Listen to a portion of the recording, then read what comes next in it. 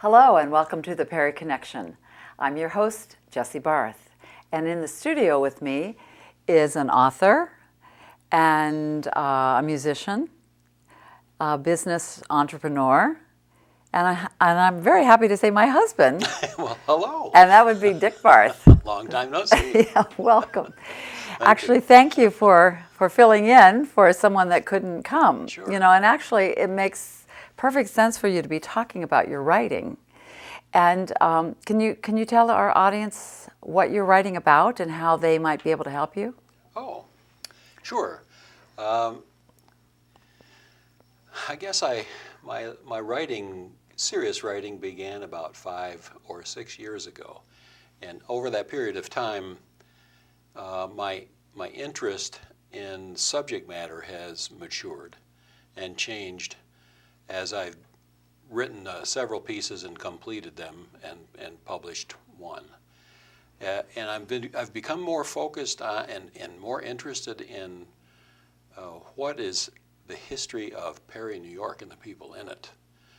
But it's not exclusively for people who are in Perry, New York, live here or grew up here, but it's largely focused on that. But I'm interested in really good stories, short stories about actual events in people's lives here. And why are you so interested in Perry, New York? Well, I happen to have grown up here. So It's your hometown. It's my hometown. And I have to say thank you for bringing me here 11 years ago in 2005. Well, you've adapted very well, and the community is very receptive to your leadership. Well, thank you. We have a lot of wonderful people here in Perry. Sure It do. really is a wonderful community. Sure is. We're blessed to be here. I love it. Yeah. Well, what were the qualities, Dick, that really called you home? I mean, because you went to college in Ohio State. Do you want to just give a quick background? Well, yes, I grew up here and graduated from high school back in the dark ages. That would be class of 63. Class of 63, oh dear. Perry Central High School. Long time ago now. And then went off to Ohio to go to college.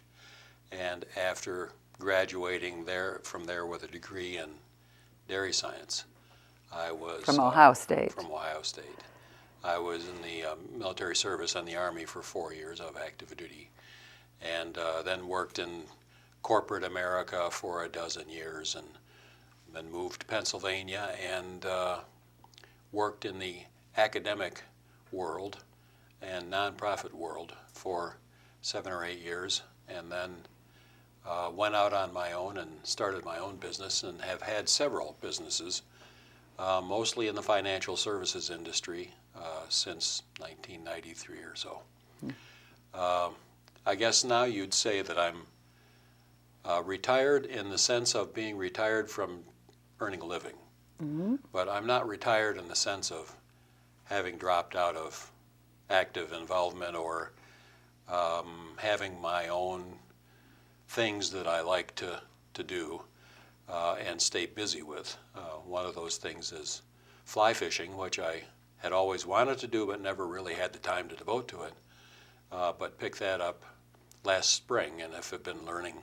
There's a lot to learn about fly fishing, and so it takes a lot of time, and you do it over a period of years. It's not something you master in a short period of time, I don't think. Well, in many ways, it's like writing. It's a solitary activity. Yes. And I know that you enjoy the solitude, and I know you love to be creative. And I do. And that's one of the reasons I think why I appreciate Perry as much as I do, and why I really love being here, because you can find solitude quickly and fairly easily that you can't find in an urban environment, or even something that is quasi-urban, or even suburban. So I enjoy being here. I enjoy the time that I spend alone at Streamside, just me and nature and the fish. And that is very close to writing as well, because I suppose for a lot of people who find writing to be almost second nature, or they do it more easily, that it doesn't come that easily for me. So I have to find chunks of time when I can sit in in complete silence with no distractions. And so I have a basement office that allows me to do that without much interruption from anything. And once I am into the creative process, it takes a few minutes to kind of warm up to that every day for me. Then large chunks of time can disappear very quickly. And it's not hard for me to spend 6 or 7 or 8 hours at that work and then look up at the clock and realize how much time has passed. Right, Yeah. right. Good. Well, you're here to actually read two short stories. Sure. One just brief chapter that you and I call Chapter 10 from a more expansive work, but you have a Christmas story that you are going to read, and actually you read it at the community band concert recently. Yeah, last night. That was December 19th. Right. We're not sure when this show will be aired, but so already your work is this lovely story about Perry is out and about. And so why don't you just read it so that we'll make sure we have plenty of time to get both stories in. Sure. It's probably useful to mention that this is a work of what the literary world would probably classify as creative nonfiction, meaning that there are elements of the story that are true and there are elements of the story that are fictitious. That's the creative part. But the element, the thing that holds it together, the common thread or threads in the story are fact. And that's what this is. This story takes place in 1953. And some of the elements are true and some of the elements are not true. And so it's up to the listener perhaps to digest and decide which parts of this story are going to be regarded as true and which are not. As I mentioned last night at the concert, living in Perry was an opportunity to provide a lot of memories to accumulate that essentially represent a tapestry in the mind.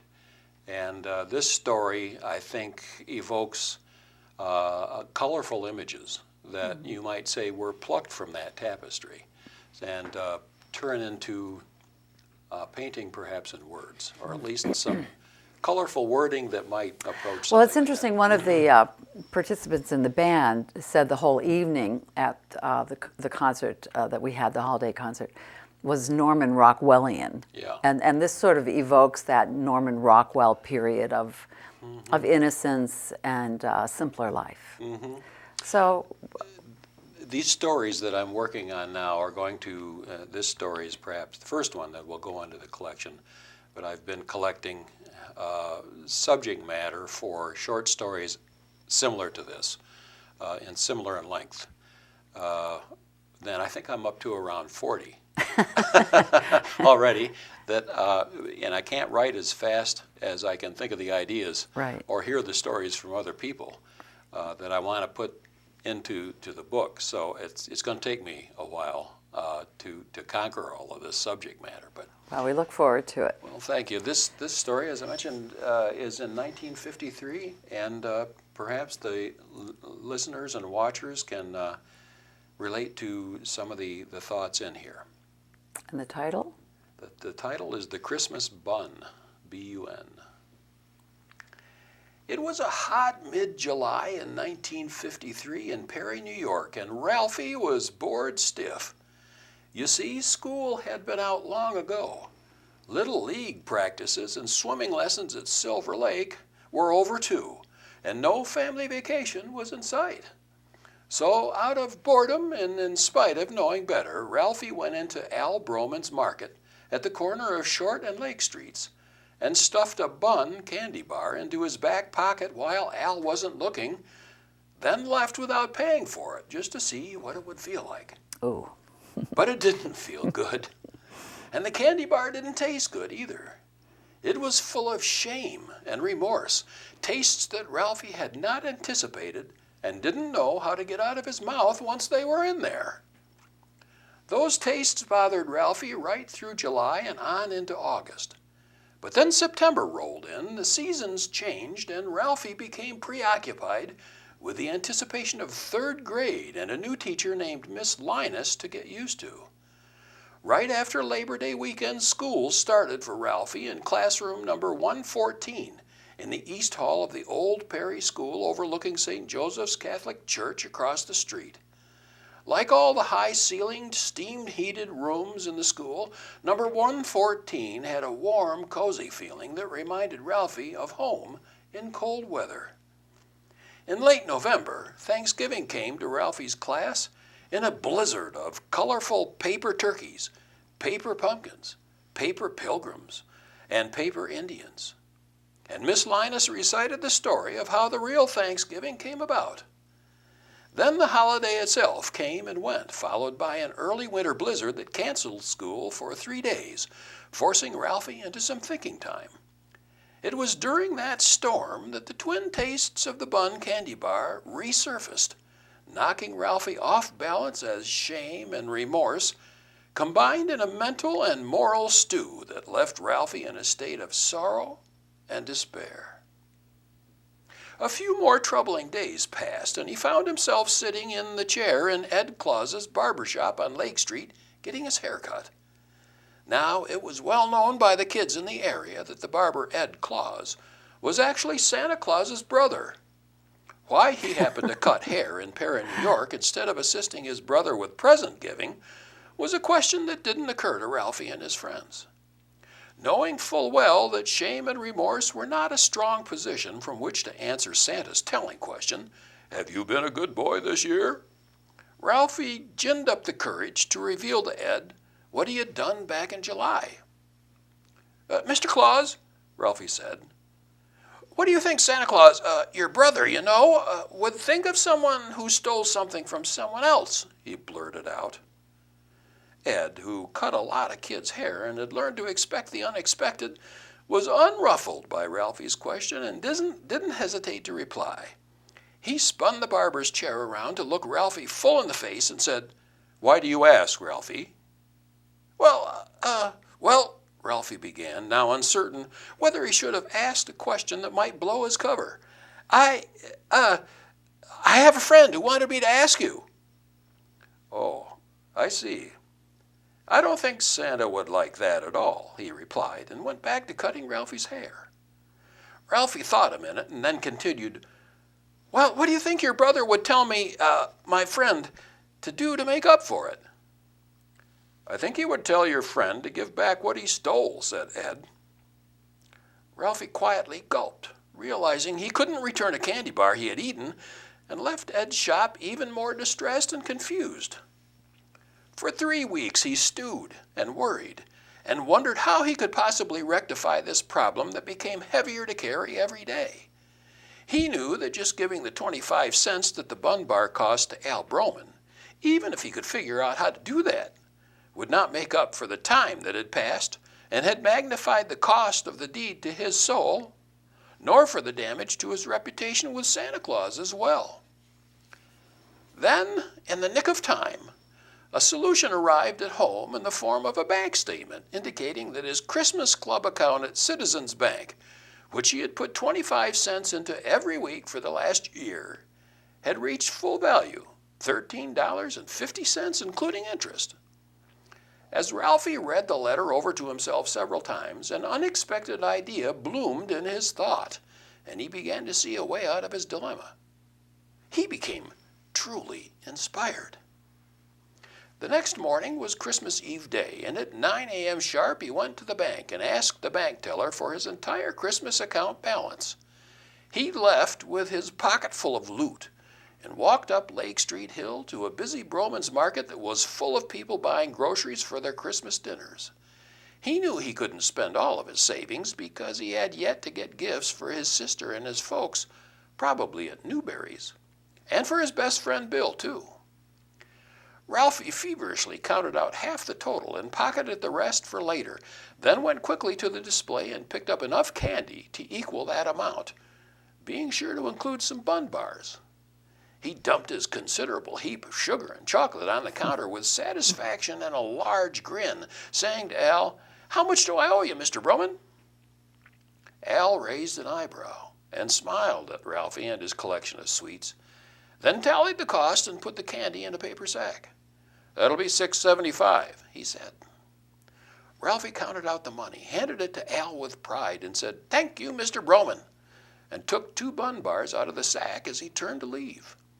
As he walked out past the candy display, he put the bun bars back on the shelf, repaying what he had taken in July. "That's step 1, with interest," he thought to himself as he went out the front door and into what had become a snowy day.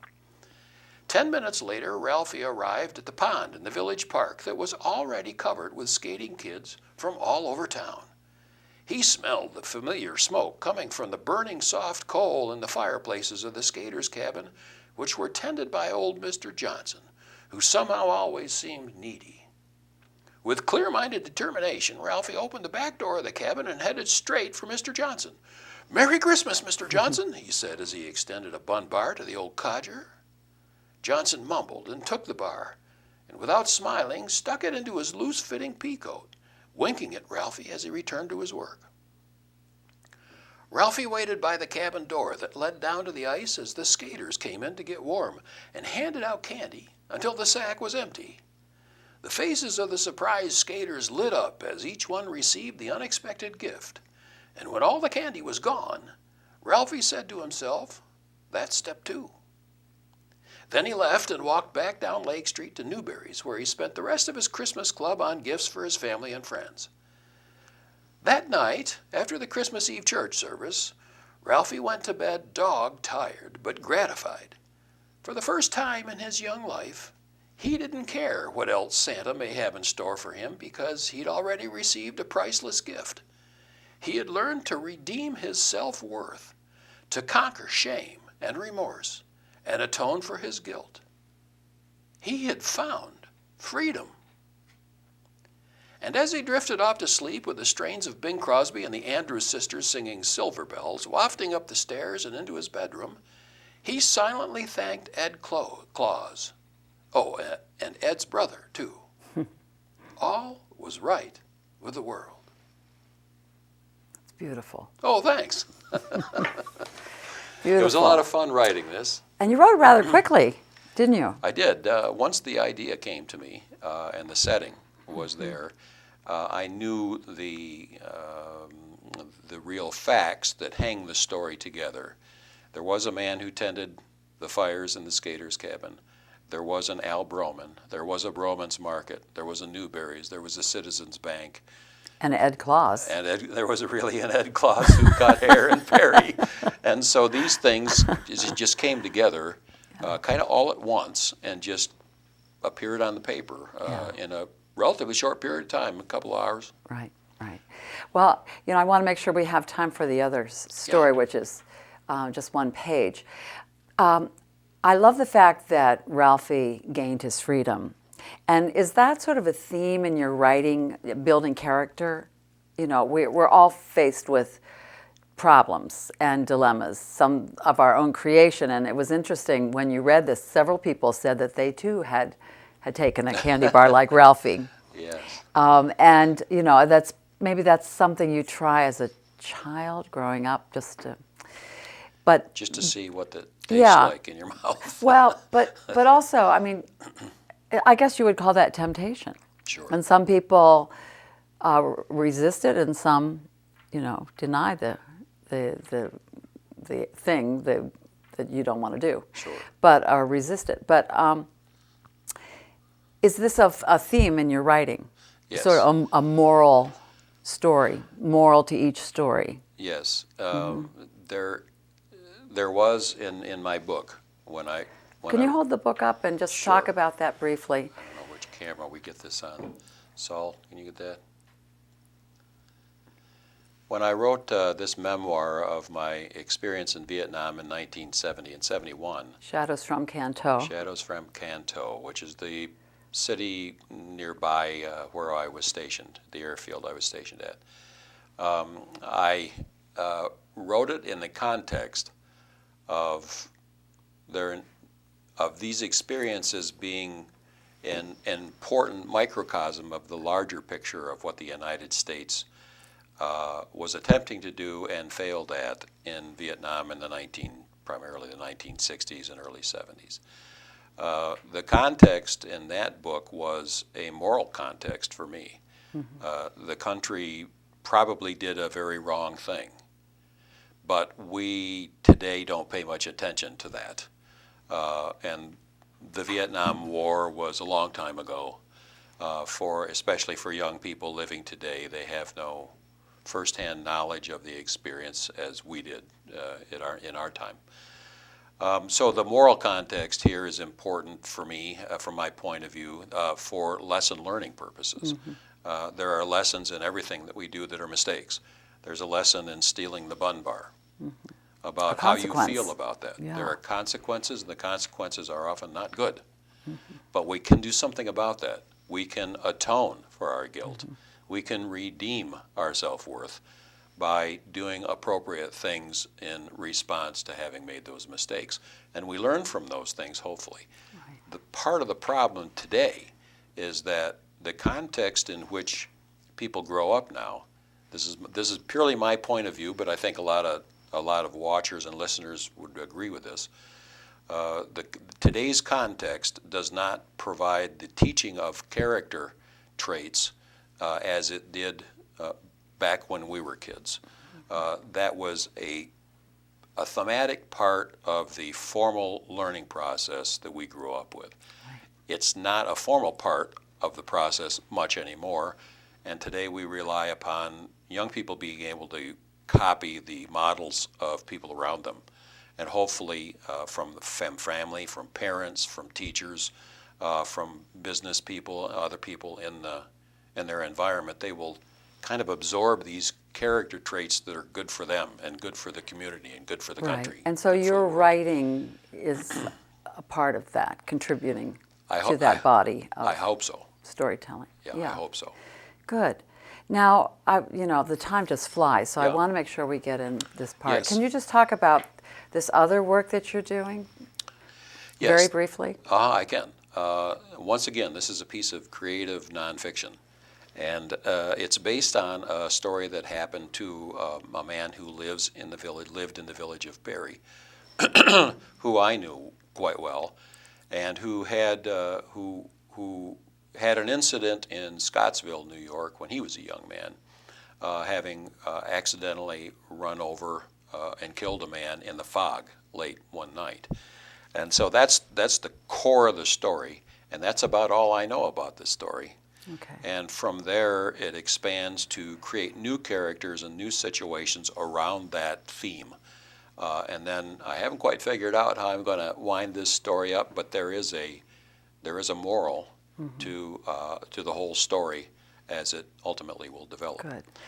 This particular chapter, you want to say something? Well, I love this character, Lefty, and this is completely, Lefty Hubbard is completely fictitious. Completely fictitious, and his wife Sally is completely fictitious as well. Okay. The context of this is that Lefty is a not very successful prize fighter, and it takes place across a period of time running from approximately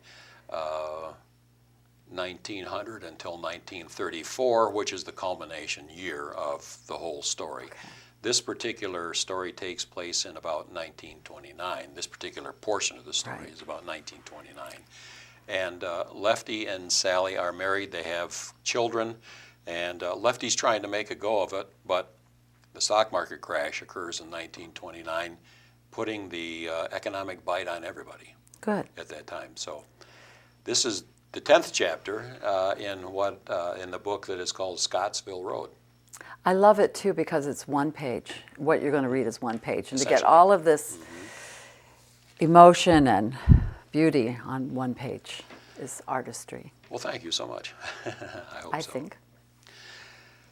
Lefty and Sally moved at least once every 6 months after they were married, looking for stable work and a good town to raise kids in. By 1929, they had lived in 8 different places, and along the way had produced 3 children, who all possessed Sally's good looks and brains. Lefty was still fighting in his free time to bring in extra cash, although Sally wished he would stop. But by that point, he was addicted to the challenge and excitement of fighting as well as the extra money, so Sally's wish remained unfulfilled. Sally, still very much in love with Lefty, understood him better than anyone ever had. But there was more than just understanding that bound them together. Sally had a sixth sense that penetrated the material man that other people saw, and was able to see deeply into Lefty's soul. Over the years, she had plumbed the depths of his character and thereby uncovered the pure man who was obscured by the mortal known as Lefty Hubbard. At first, Sally's ability to see into his soul that way unnerved Lefty, who regarded it as an invasion of his privacy. But as time went by, he realized that Sally's motives were always good, so her sixth sense produced an unusual depth of understanding that brought an uncommon level of compassion and support that most married people can't even imagine, much less experience. As Sally explained it, they just resonated harmoniously. But her caring for Lefty had its drawbacks too, especially when she attended one of Lefty's fights. She always sat in the darkest corner of the house, so Lefty couldn't see her wincing in real pain whenever Lefty got hammered by his opponent. She felt every blow he took, and when his blood flowed, she covered her face with her hands and wept. And on those occasions, when he was pulverized and carried into the dressing room unconscious, she would cradle his swollen head in her lap and, weeping, sing to him the song they both loved so much. Beautiful dreamer, wake unto me. Starlight and dewdrops are waiting for thee. Sounds of the rude world heard in the day, lulled by the moonlight, have all passed away. Beautiful dreamer, king of my soul, list while I woo thee with soft melody. Gone are the cares of life's busy throng. Beautiful dreamer, awake unto me. Beautiful dreamer, awake unto me. If Lefty was still comatose when the first verse ended, Sally would sing the second. Beautiful dreamer, out on the sea, mermaids are chanting the wild Lorelei. Over the streamlet vapors are borne, waiting to fade at the bright coming morn. Beautiful dreamer, beam on my heart, e'en as the moon on the streamlet and sea. Then will all clouds of sorrow depart. Beautiful dreamer, awake unto me. Beautiful dreamer, awake unto me. Sally's lament-like lullaby of Beautiful Dreamer was always punctuated by deep, wrenching sobs, and the ring attendants and other staff in the dressing room had to turn away to hide their own tears that flowed irresistibly in sympathy with Sally's deep feeling. And as she cradled his head and bent close over her deepest love, she wiped away the tears from Lefty's face with a silk hanky whose pink color hid the tear-diluted blood that still oozed from Lefty's face. Then abruptly, as if on cue, Lefty would invariably awake, confused and groggy, but completely at peace in Sally's arms. Beautiful. Beautiful Dreamer is a song written by Stephen Foster in about 1860. I think he passed on in 1864, and this song was published after he passed. Oh, really? So it's a posthumous publication. But Stephen Foster became known as America's first truly native songwriter, American songwriter, and wrote many of these types of songs. Susanna. Susanna, yeah. Old Black Camptown Joe. Ladies. Camptown Ladies, many types of subject matter that is politically incorrect now, which is probably why we don't hear too much about Stephen Foster anymore. But this song in particular has a gorgeous melody to it and great lyrics. And beautiful, and done beautifully. Now, unfortunately, we're going to have to wrap up soon. Sure. So if anyone is watching and they have a great story that you could write, how would a listener contact you? I'd be happy to get people's ideas from their own In personal fact, you want that, experiences. right? I want that. You want to collect. Yeah, particularly from Perry. They can contact me by email at jrbarth, B-A-R-T-H, and the number 9 at gmail.com. or they can call me if they want to on my cell phone, which is 585-208-7070. 7070. 7070. Good, good. Okay, and we'll see if in the editing that can also be put on the final credits. Sure. So now, where are you going with this, and do you have a name for the whole collection? This Scottsville Road is a separate publication by itself, but The Christmas Bun that I read earlier Yes. is the first story in what will, I hope, become a collection of short stories about Perry and people in Perry. It's going into a collection that I have chosen to call Where the Man Cranks the Moon Around. That particular title comes from a friend of mine, Kevin Heinrich, who was a classmate of mine in school and had a twin brother named Evan and Kevin Heinrich. I was talking to Kevin one day and said, how's your brother Evan, and where's he living? And Kevin said, oh, he lives down by Dansville, up in the hills where the man cranks the moon around.